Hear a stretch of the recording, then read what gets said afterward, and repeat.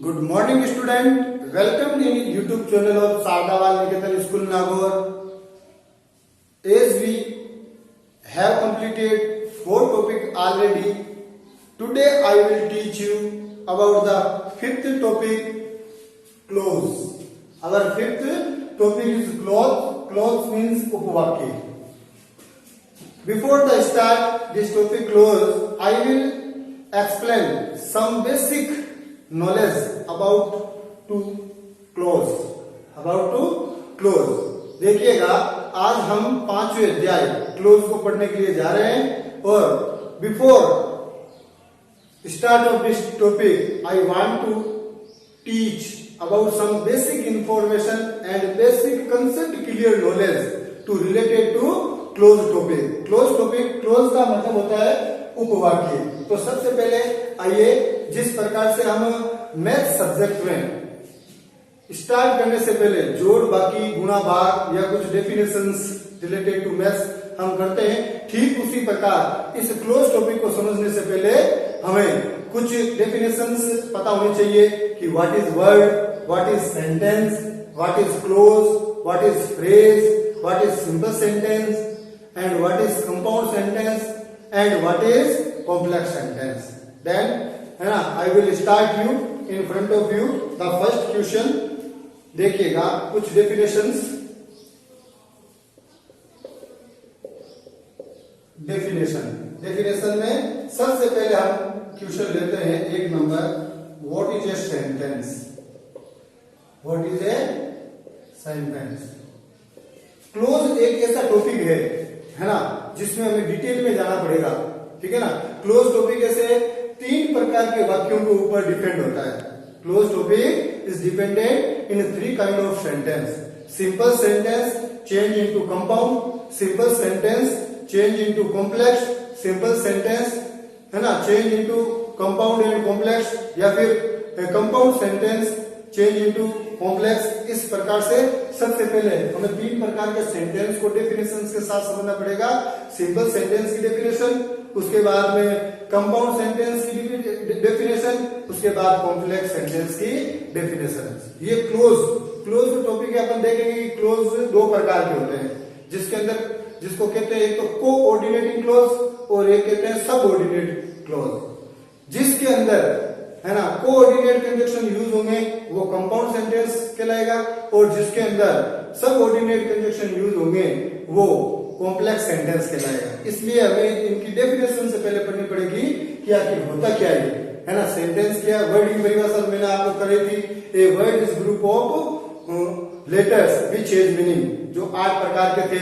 8 kinds are words: noun, pronoun, verb, adverb, adjective, preposition, conjunction and interjection. उसके बाद words जब हमें आते हैं तो हमें जरूरत पड़ती है सेंटेंस की. तो सबसे पहले परिभाषा है व्हाट इज सेंटेंस. डेफिनेशन हम पढ़ रहे हैं व्हाट इज सेंटेंस. तो देखिए, a sentence is a group of words. एक वाक्य जो होता है वो शब्दों का समूह होता है. शब्द कौन से? 8 प्रकार के शब्द, नाउन, प्रोनाउन वाले. ठीक है. उसके अंदर क्या जुड़ा हुआ रहता है? Containing a subject and a verb. Verb बोल दो या प्रेडिकेट बोल दो. दैट expresses a statement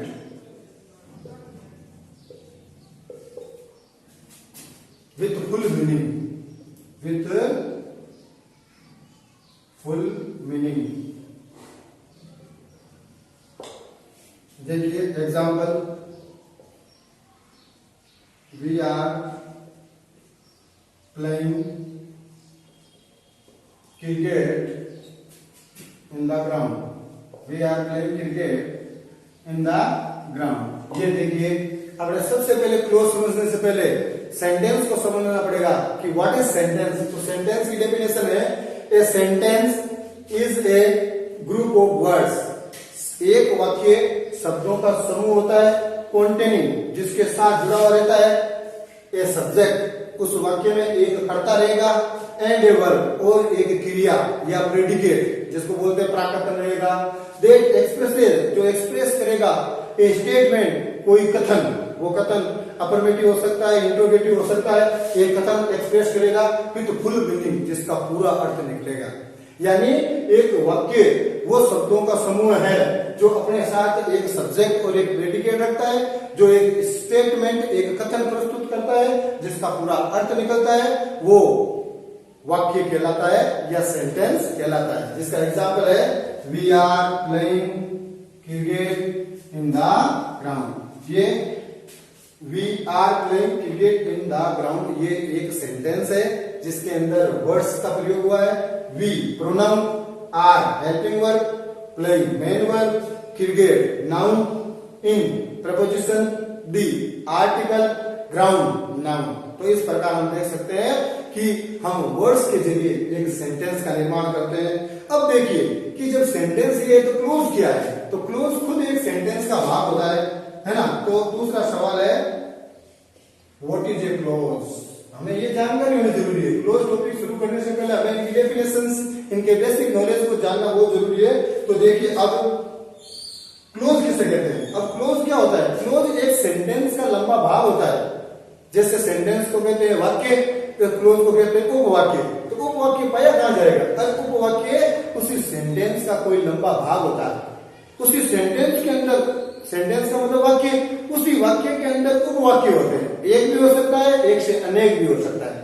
और उसी को उस सेंटेंस के लंबे वाले भाग जो अपना एक अलग सब्जेक्ट और एक अलग अपना प्रेडिकेट रखता हो, उसी सेंटेंस का एक लॉन्गर पार्ट होता है, वो उपवाक्य होता है। सेंटेंस के अंदर काम आने वाला है ना एक सब्जेक्ट और एक और प्रेडिकेट अगर यूज होता है तो वो उपवाक्य कहलाता है। तो आइए है ना अपन इसको डेफिनेशंस के जरिए समझते हैं कि एक उपवाक्य या एक क्लोज क्या होता है। तो देखिएगा a clause is also a group of words that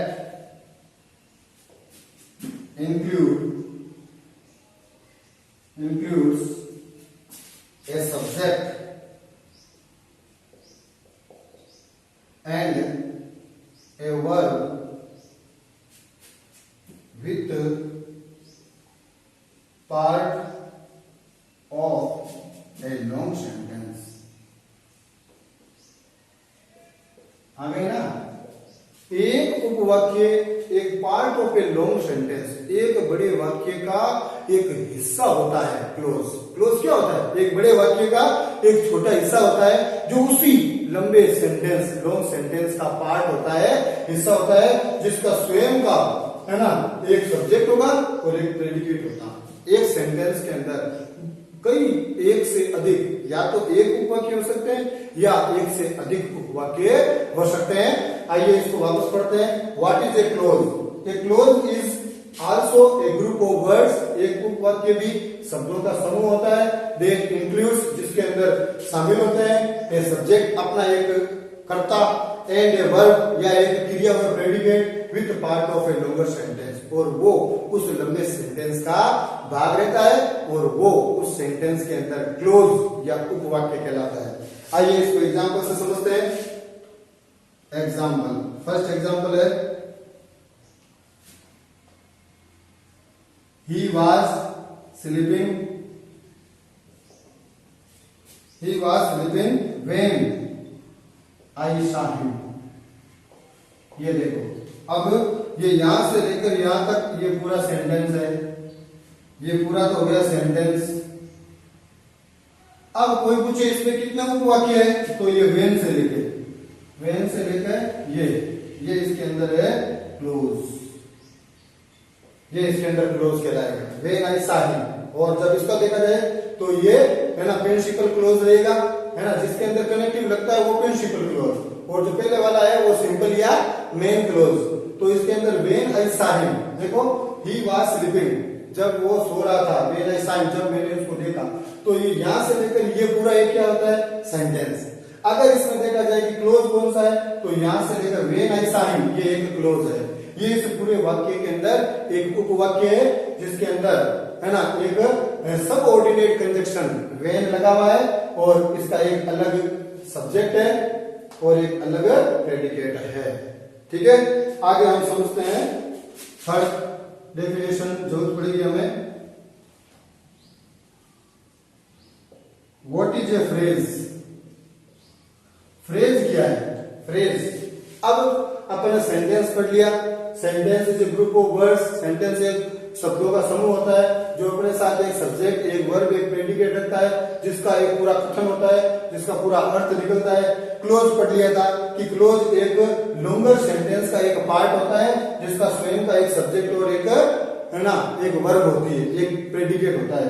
तो फ्रेज क्या है? फ्रेज का मतलब होता है वाक्यांश, वो शब्दों का समूह है जो वाक्य में प्रयुक्त होता है लेकिन उसका अर्थ नहीं निकलता, उसका पूरा अर्थ नहीं निकलता है। तो देखिए परिभाषा में, ए phrase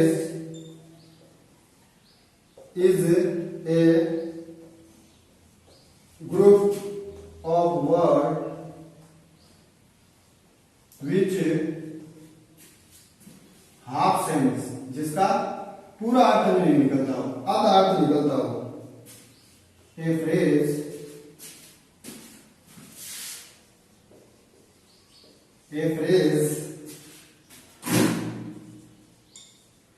does not contain a full verb। इसका भी हमें पता रहना चाहिए कि फ्रेज क्या होता है। फ्रेज वाक्य के अंदर प्रयुक्त होने वाले वो शब्दों का समूह होता है जिसका हाफ सेंस निकलता है, जिसका पूरा कंप्लीट सेंस नहीं निकलता। वो शब्दों का समूह जरूर होता है लेकिन उसका पूरा अर्थ नहीं निकलता।